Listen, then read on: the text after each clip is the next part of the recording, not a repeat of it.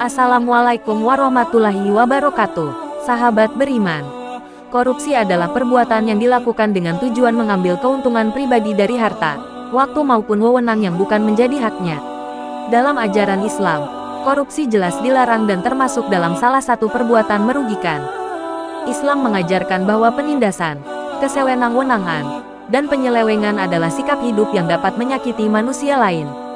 Sikap tidak bertanggung jawab seperti ini tidak disukai dalam Islam, karena hampir semua ajaran Islam difokuskan untuk menghapus sikap yang merugikan orang lain. Tujuannya yaitu agar umat manusia dapat hidup dengan baik, bermartabat, dan bahagia. Pandangan Islam tentang korupsi. Hukum Islam menyebut tindakan korupsi dengan istilah jarimah atau jinayah. Kedua istilah ini mempunyai pengertian yang sama, yaitu perbuatan yang dilarang hukum Islam, baik perbuatan itu mengenai jiwa, harta, atau lainnya. Pembahasan mengenai tindakan-tindakan yang dipandang sebagai korupsi dapat dilihat dalam beberapa ayat dalam Al-Quran. Terdapat ayat yang menyebutkan bahwa dilarang makan harta sesama dengan jalan batil, dan larangan tentang menyuap hakim demi menguasai harta yang bukan haknya. Istilah korupsi dalam Al-Quran dan hadis.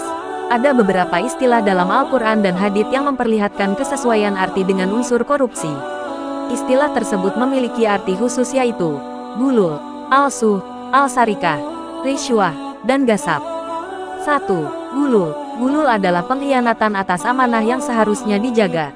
Awalnya, gulul merupakan istilah yang digunakan bagi penggelapan harta rampasan perang sebelum dibagikan. Ibnu Hajar al-Asqalani dalam kitab Fath al-Bari bi Syarh Sahih al-Bukhari mendefinisikannya dengan al-khiyanah fi al-maknam, pengkhianatan pada harta rampasan perang. Hukuman atas kejahatan ini disebutkan dalam Al-Quran Surat Ali Imran ayat 161. Artinya, tidak mungkin seorang nabi berkhianat dalam urusan harta rampasan perang. Barang siapa yang berkhianat dalam urusan rampasan perang itu, maka pada hari kiamat ia akan datang membawa apa yang dikhianatkannya itu. Kemudian tiap-tiap diri akan diberi pembalasan tentang apa yang ia kerjakan dengan pembalasan setimpal, sedang mereka tidak dianiaya. 2. Riswah. Riswah adalah tindakan memberikan harta untuk membatalkan hak milik lain atau mendapatkan atas hak milik pihak lain. Dalam kata lain, riswah adalah upaya memperoleh sesuatu dengan memberikan sesuatu.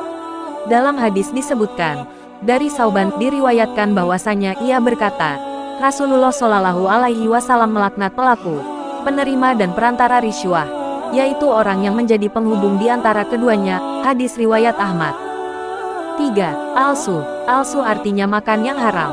Al-suh sendiri berarti memanfaatkan unsur jabatan atau kekuasaan atau kewenangan untuk memperkaya diri atau orang lain atau suatu korporasi dengan menerima imbalan dari orang lain atas perbuatan itu. Hal ini sesuai dengan surat Al-Maidah ayat 42. Artinya, mereka itu adalah orang-orang yang suka mendengar berita bohong, banyak memakan yang haram. Jika mereka orang Yahudi datang kepadamu untuk meminta putusan, maka putuskanlah perkara itu di antara mereka, atau berpalinglah dari mereka. Jika kamu berpaling dari mereka maka mereka tidak akan memberi mudarat kepadamu sedikitpun. Dan jika kamu memutuskan perkara mereka, maka putuskanlah perkara itu di antara mereka dengan adil. Sesungguhnya Allah menyukai orang-orang yang adil. 4. Gasab. Gasab menurut bahasa ialah mengambil sesuatu, benda atau barang, dengan cara zalim secara terang-terangan.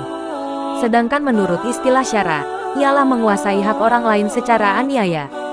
5. Al-sarikah. Al-sarikah artinya adalah pencurian.